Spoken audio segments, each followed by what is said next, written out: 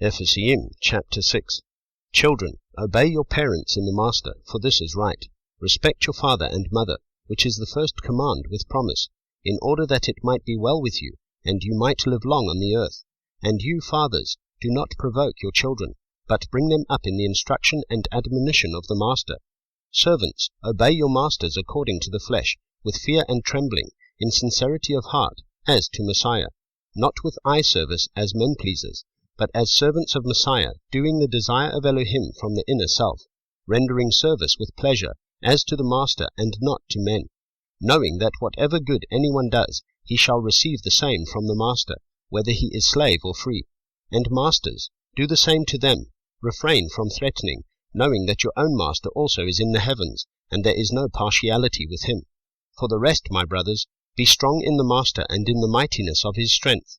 Put on the complete armor of Elohim, for you to have power to stand against the schemes of the devil, because we do not wrestle against flesh and blood, but against principalities, against authorities, against world rulers of the darkness of this age, against spiritual matters of wickedness in the heavenlies.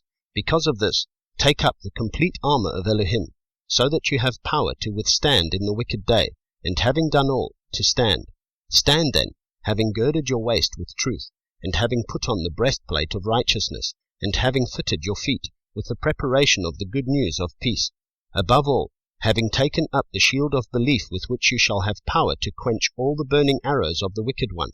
Take also the helmet of deliverance, and the sword of the Spirit, which is the word of Elohim, praying at all times with all prayer and supplication in the Spirit, watching in all perseverance and supplication for all the set apart ones, also for me, that a word might be given to me in the opening of my mouth, to be bold in making known the secret of the good news, for which I am an envoy in chains, that in it I might speak boldly as I should speak.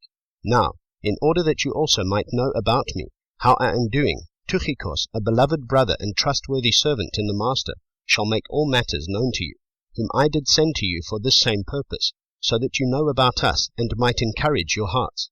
Peace to the brothers, and love, with belief, from Elohim the Father and the Master Yahshua Messiah. Favor be with all those who love our Master Yahshua Messiah undecayingly. Amen.